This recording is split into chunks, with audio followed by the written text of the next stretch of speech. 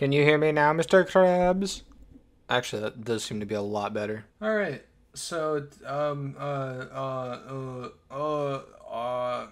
we're gonna be ranking FNAF games because FNAF's 9-year anniversary was today or yesterday by the time I'm recording this, and by the time I'm uploading. Yeah, FNAF turned 9, and you know that as someone who's been pretty close to the series since it came out, it's basically been with me half my lifespan. So there are 10 games in the entire series, and we're gonna be ranking all 10 of them.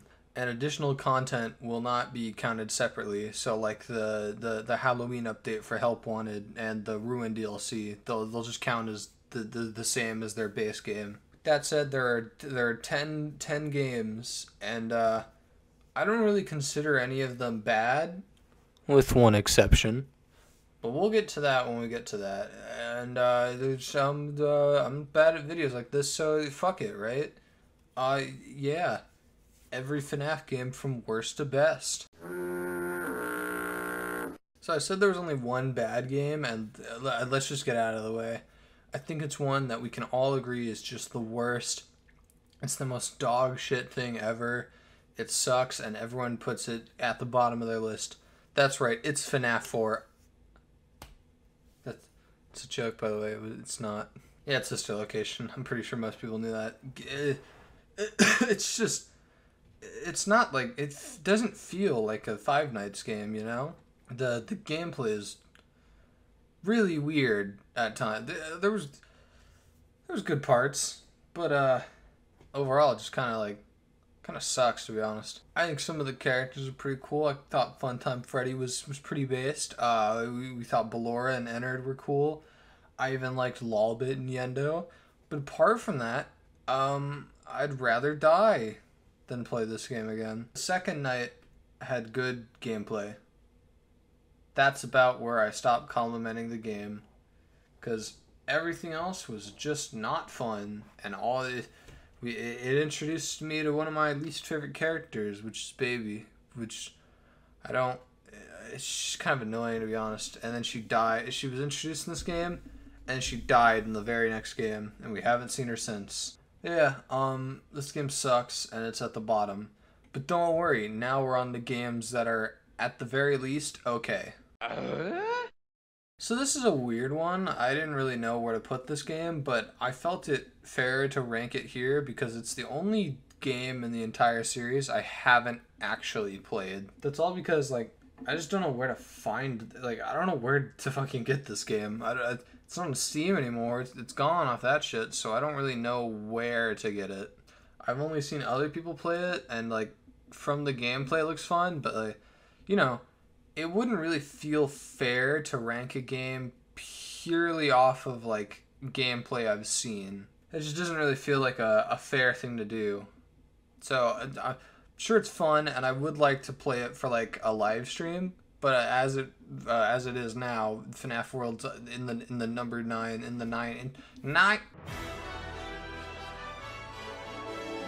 Next up is fucking Custom Night, because it was a game. It was certainly a game, all right.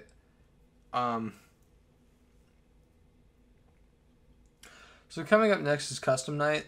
This game, I mean, it was very interesting to play this game, to be honest. It certainly had a lot going for it, but it felt weird, you know? It didn't feel like I was playing like an actual game made by Scott, which is a weird feeling to me. It was fun, but it also felt like a little bit too weird, and like at certain points it's a little too hectic. I don't know. I'm all for like 2020 mode, but I felt like some of the characters in this game felt like a little bit kind of useless. Like L-Chip's cool and base and epic, but why did we need him in the game? Yeah, that's about all I have to say about Custom Night. On to the next slot.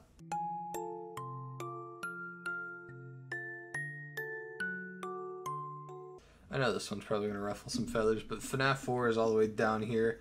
But as I said, we've already gotten through the bad game. Everything else has been pretty okay up to this point. FNAF 4, I mean, it's cool. It's very fun. I think the location change is interesting.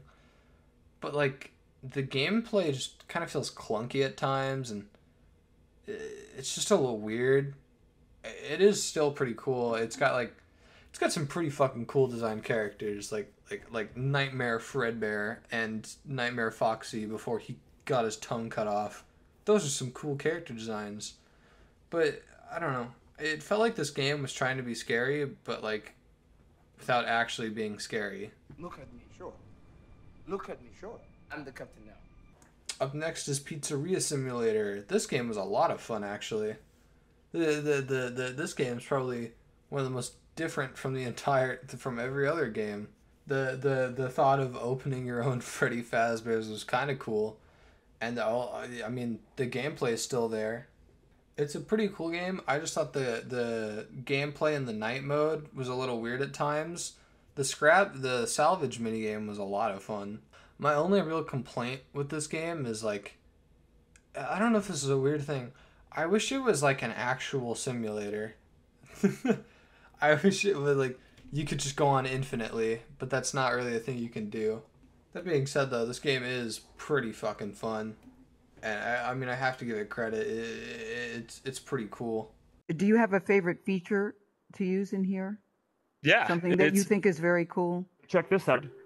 Wow. So that's pretty neat. This is so freaking cool.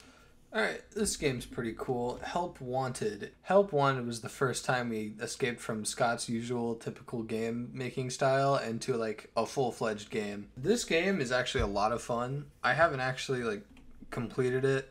Like I've said, I've wanted to. I might also do that on a live stream.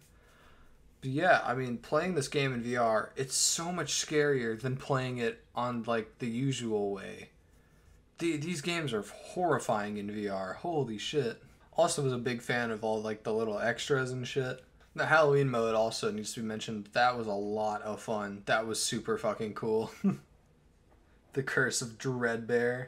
I'm sure there's secrets we're going to be discovering in this game for years to come, but as it is, I think it's pretty cool. It doesn't beat the next ones, but it is still pretty fun, and you should definitely go play it. Terrible job, Super Shit. You fucked that one up that badly. Freddy, stop being mean to me! I'm like 12! I know some people are going to be fucking upset about this game being so high.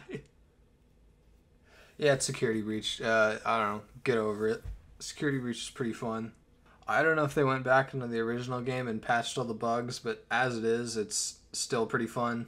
I mean, hell, when I beat the game, I just fucking glitched out the ending. I really like the design of all the characters in this game. I think all of them are really fucking cool. I think the entire location is cool. I like all the little secrets and the little Easter eggs in the background. And the ending was also pretty cool. It's interesting to see Springtrap again. I actually like for one of the only times in the entire series we get an animatronic that doesn't want to kill us. There are just certain, I mean, the glitches and like some of the other aspects of that game kind of fuck it up. Overall though, I had a lot of fun. But now we have to talk about the DLC, which I think really gets this game up to top 4. The DLC is so much fucking fun. Oh, it's such a blast.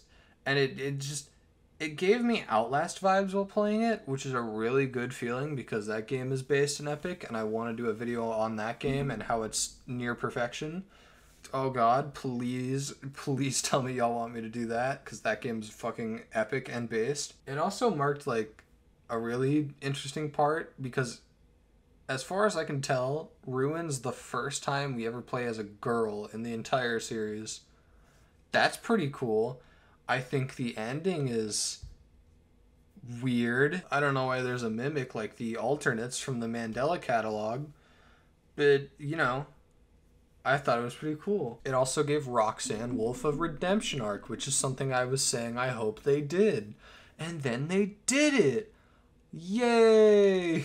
Yeah, despite all the glitches and the bugs, I think Security Breach still pretty fun overall. I know it's got its problems, but doesn't every video game have its problems nowadays?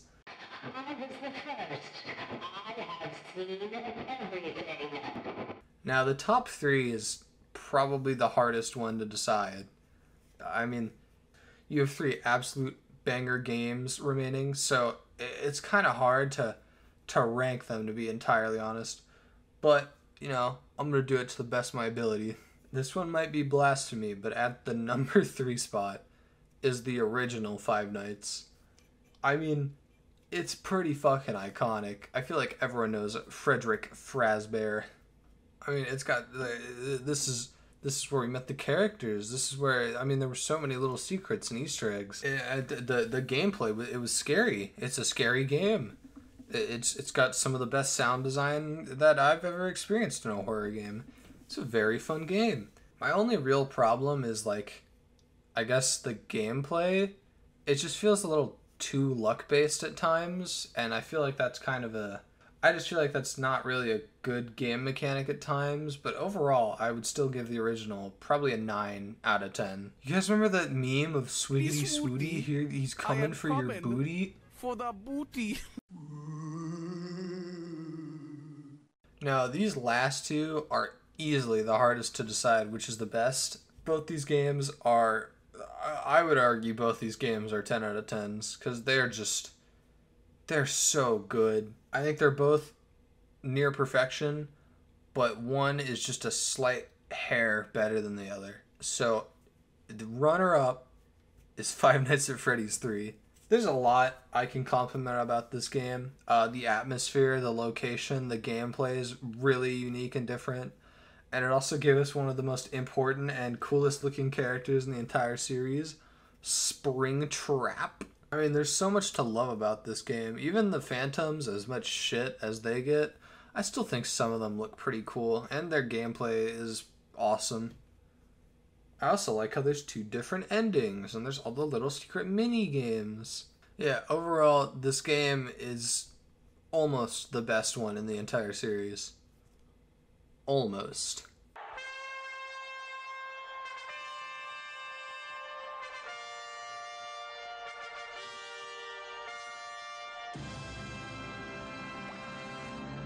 Now, I don't think many people will be surprised what's at the number 1 spot, but for those of you who are, you really shouldn't be. It's the second game. Five Nights at Freddy's 2 is what the series should strive to be every time.